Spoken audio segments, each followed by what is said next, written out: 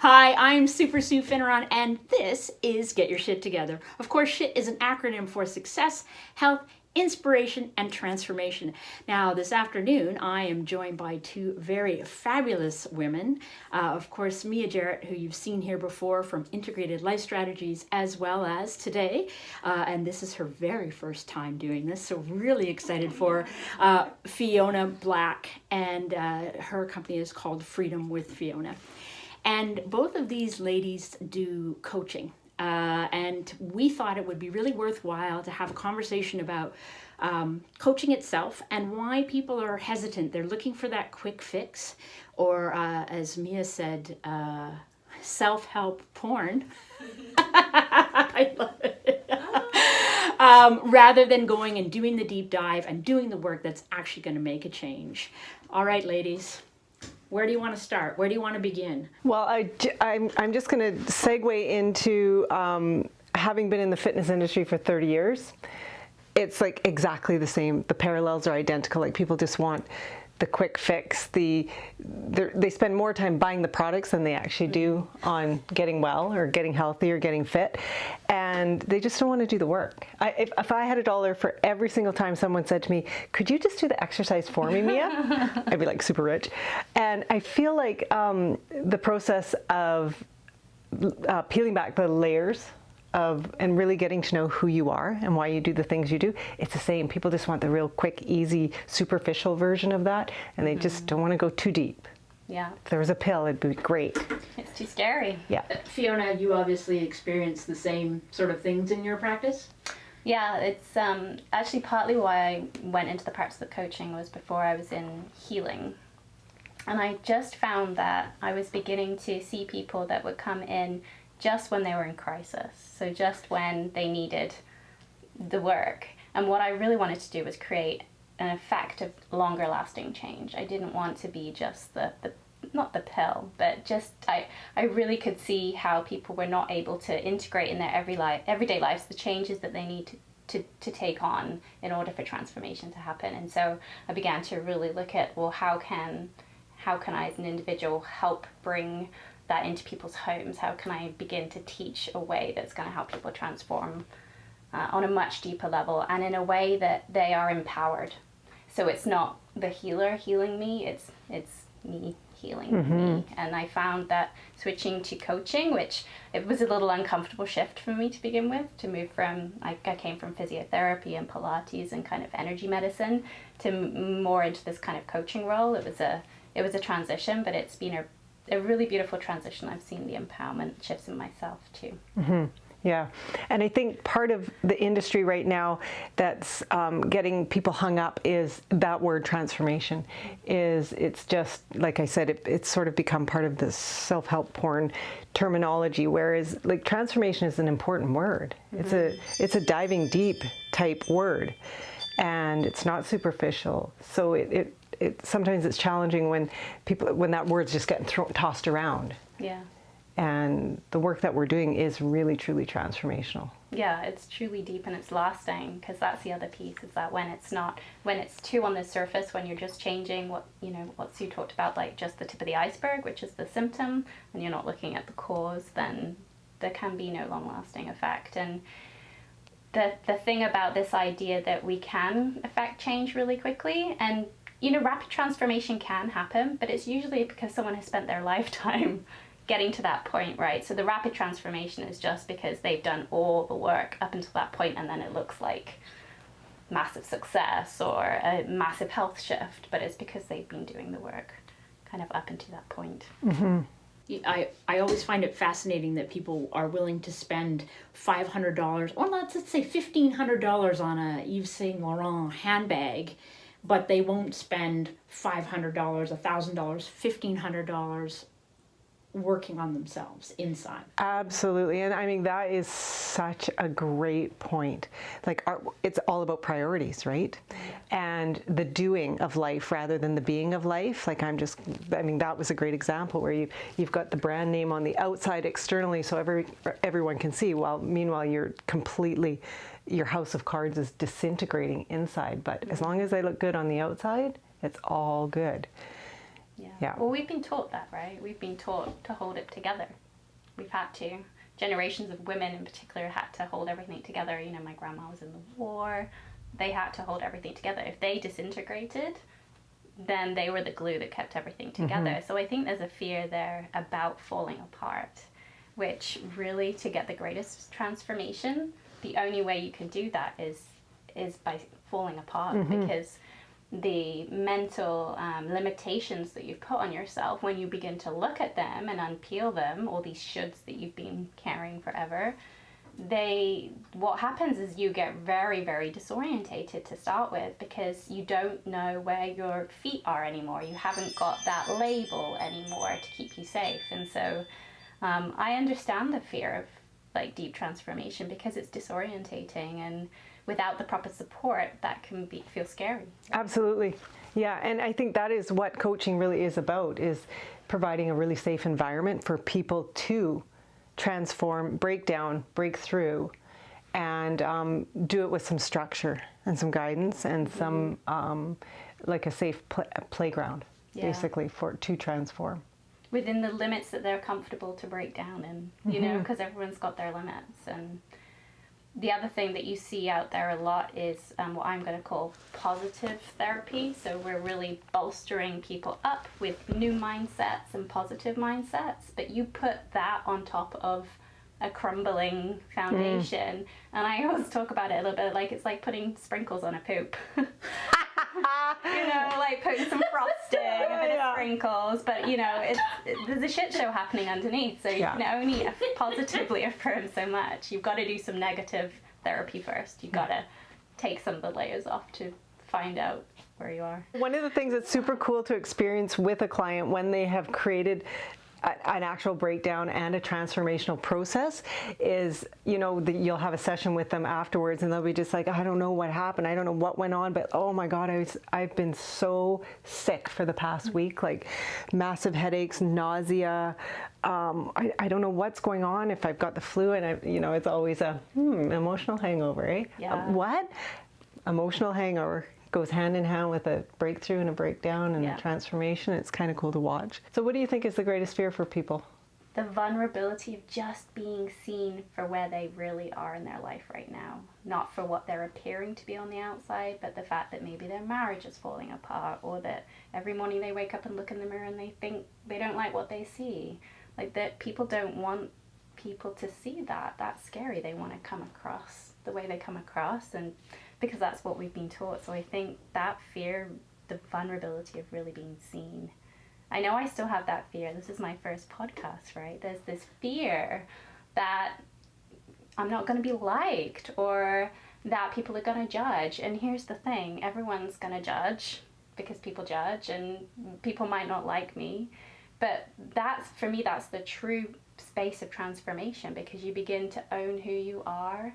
You begin to, your opinion becomes the most important opinion. And I think that when you say yes to that fear of showing up and being seen, that's like one of the greatest gifts you gain, is that ability to be seen and stay connected to your truth, and not be so rocked by what other people think.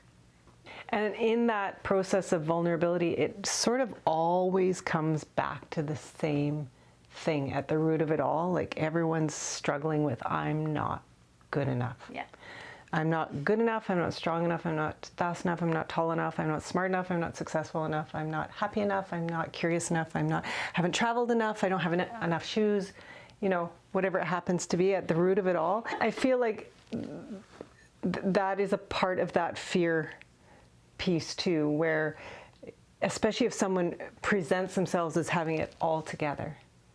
Usually the people that are like that are the ones that are the worst off underneath. Yeah, right? yeah. Their iceberg is the biggest down below. Yeah. Yeah. And that's a great analogy. But the free falling that we talked about and the poem that you wrote.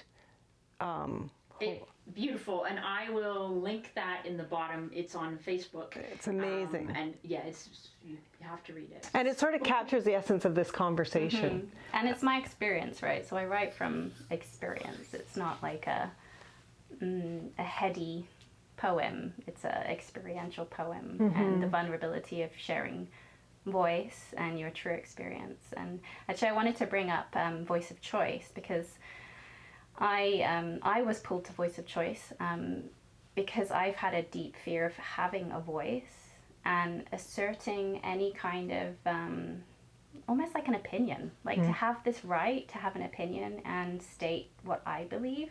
That has been really scary for me, to have that. I don't know whether it was the fear of not being liked or, you know, ousted from my opinion, because I feel some of my opinions are quite different from the mainstream.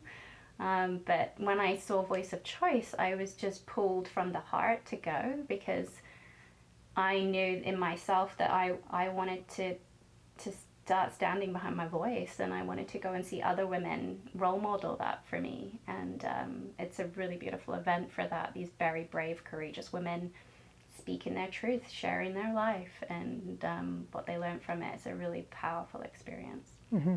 And it's a real gift. Like, every person's story is such a gift. Mm-hmm. And I believe this work attracts courageous, thought-leading, powerful women. Even if they don't know that they're powerful, even if they don't know that they're thought leaders, if they're attracted to this kind of work, they are. Yeah. And for sure. That's so interesting. You know, even if they don't know they're powerful, women have no idea, like, their courage and strength and what they've been through. We brush it off, don't we? We kind of don't take on and own our experiences sometimes, because we're just so busy pushing on through, and to own that power can feel really scary for people as well. Because let's face it too, like, the fear of transformation can be the fear of the change of who we're going to become in our power. Mm-hmm. So actually we're most afraid of the light in us and not the dark, like how truly powerful we are. And I believe that, and I feel that, and it's like women are waking up to that. They're feeling that in their body, no matter, you know, what industry they're in, whether they're at home with their kids or whether they're leading in an industry that's male dominated or whatever it is. These women are just, they can feel this shift of this light coming out in them and stepping into that power. And I find the voice of choice is a really beautiful vehicle to support that. Mm-hmm. Your authentic power is each and every one of our power, is the authentic power that lives in our soul, mm-hmm. that we avoid, that we dim down, that we dampen down, that we turn the volume off on, and instead we find power through doing, mm-hmm. or power over achieving. Yeah. And the true power. Nothing wrong with that. Yes, because, and especially if you've got awareness, what do people really want? Mm-hmm. What do they want to create for themselves? And it's hard to hear that. It is. It's really hard to hear when you're so in the doing, because there's no space. There's no quietness for it, right? You're right. Yeah. You're definitely right. Like, why you stay in a relationship or a bad job or whatever it happens to be. Yeah. Yeah. It's uncomfortably comfortable. Yeah. And so you don't know what is. Well, it's the fear of the unknown for most. Totally. That's the void, right? Yeah. If I leave this. And that's about stepping into the heart, because the heart is always, like, it's living in the unknown. It really is. When you drop into the heart, you are kind of connected to the void, and you are day by day listening to what life is kind of presenting, and responding to life in that way, rather than the brain is controlling and contriving life. You know, it's very fixed. But when you drop into the heart, you are more free to not know, and there's a real beauty in not knowing, and that's freedom. What so many people are afraid of, is the not knowing. It's the, like, structure of knowing exactly what tomorrow looks like, and next week and the following month, and I'm heading towards a holiday to Hawaii in 3 months, and then my kid's going to, you know, like, I got it all figured out, but to deviate off that was scary. Mm-hmm. And yeah, sorry. So what's the first step for people? How do people get the courage to take that first step? I think you just know when you know that you're ready. Something will happen, either led by you or the universe. We talked a little bit about this. If you've been ignoring something that's been whispering, and then 2-year-old, like, nagging on your ankle, and then jumping up and down and shouting, if you've been ignoring it, then if you don't deal with it, most people have to deal with something that happens in their life that takes something away from them or drastically changes their life, which is their wake-up call, right? A dis-ease, a loss in the family, a loss of a job. And it all starts with, like we've talked about so many times, it all starts with awareness. Until there's just a moment of awareness, there can be no other choice other than what you know. And when you create awareness, you create space for opportunity to present itself, and for you to go, wait a second, there are other ways of looking at this, right? So I know from the work that I do, and even with the Voice of Choice, the whole purpose is to create awareness, create awareness, create awareness, get people thinking in a different way than they've thought up to this point, and then allow them to decide what they want to do with that awareness. And because it's awareness followed by choice, followed by deliberate, inspired, imperfect action. And boom, next thing you know, there's change. Yeah. And people are ready when they're ready. But I think with something like coaching, people have to commit. And making a commitment and being accountable is huge to transformation. You know, you can live in the heart and take it day by day, but we're not just the heart, we're the head too. We've got to have some strategy as well, like some check-in, some guideline. You know, it's not just about turning all the way from like head to the heart and just being here. It's about the blending of the two. And so that's the beauty of coaching, is that you commit for a time period. You show up every week, you do the work, and you're supported and you're accountable. And I think it's pretty hard to make the rewrite. It's hard to rewrite your story by yourself, because you're so in it. You need the objective reflection back at you. And again, I mean, we could end this the same way we started this, in saying that it's exactly the same as fitness. You know, you cannot run a marathon in one 1 hour personal training session, and you cannot transform. Well, I shouldn't say you cannot. It would be very unlikely to transform in one coaching session, because I quite often get that, you know, could I just have a coaching session? Well, actually, it doesn't really work that way. Yeah. It's like running a marathon. It's that accountability factor that you offer to people working on themselves. You know, like you say, it's once a week you have a meeting, whether it be in person or on the phone, and, you know, have you done this work? And then obviously talking about when you did do the work, how did you feel? What came up for you? And just diving deeper and deeper with each session. Is that a fair? It is. And interestingly, the transformational work actually occurs between the conversations. So it's in the conversation that you create the awareness and the space for thinking outside the box. And it's the people that go away from the conversation and implement the actions and the practices between the conversations that create the forward movement. It's not really about the 1 hour coaching conversation. That's where the awareness is created, but it's up to the client to actually leave and actually put the practices in place. Responsibility, empowerment. Yeah. Which, you know, can be tricky for some people. And the cool thing is as a coach, we've been trained, like, as coaches, we need coaches, because we can only coach up to our blind spot. Yeah. And whatever's in our blind spot, we can't see that for a client. So it's not like we're selling woo-woo, because we have to do too. I like this. Do the two of you have similar styles, or do you coach differently, and how would that be? I would say they're different. They're quite different, I think. Yeah. Just because of my background. Yeah, same. And the way I was trained, so I was trained as an ontological coach, so that's a certain style of coaching. Mine's more kind of heart-centered. Yeah. Heart-centered, and then Mia, you would define yours as... Ontological coaching is always the coaching of the being of the person before the doing. So if you don't coach the being of the person, whatever the projects are that they're working on will have a very predictable look. So if they're a raging control freak maniac, no one. I like those kind of people. And this is how they're approaching the project that you're coaching. It's going to kind of have a predictable look. But if you coach the raging maniac control freak part first to unravel what that's all about, then the project actually starts to look a little different. So.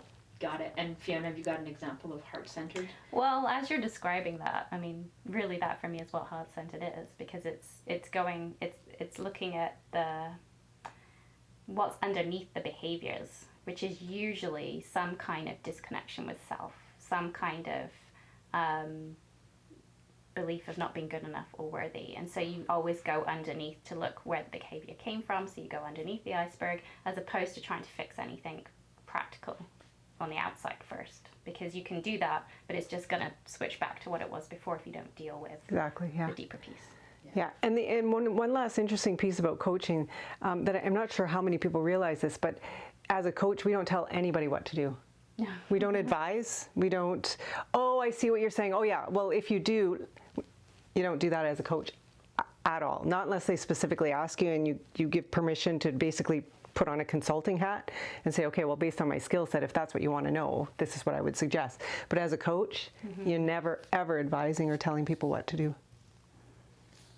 Because the whole point of it is that every single person knows. They know their own journey, and no one else can tell them their journey. And anyone that believes that they can tell someone else their journey, that's from the ego, right? Like, everyone is born with a medicine inside of them. A medicine to do good, a medicine to share, a reason for being, and they have the blueprint inside of them to know exactly what to do, including strategy. Only they could use their own strategy. And so that's coaching really is about allowing people to open up enough to see that they know. Exactly. And to not take away, to disempower them by telling them what to do. You empower them by allowing them to struggle until they figure it out. Doesn't that sound like Sounds like so much fun. Are we weird for finding a Any other last comments? Thank you for having us. Yes, thank you. It's so nice to share this, because I think coaching is it's an unregulated industry. So you could read a book and call yourself a coach. You could watch Sesame Street and call yourself a coach, and you literally can, because legally there's nothing around the term that's regulated. So I love the fact that we had the opportunity to actually share the power of coaching from a professional standpoint. And so the people that are wondering, like, what the heck is that exactly? Excellent. Well, thank you both. Much appreciated. And hopefully we'll have them both back again at another time, because I know there's limitless topics we can discuss. Don't forget, subscribe, give us a thumbs up, ask these fabulous ladies some questions. I will link both of their companies and web pages in the bottom description. So if you're looking for a coach, I know where there are two. We will see you again on Get Your Shit Together. Have a great day.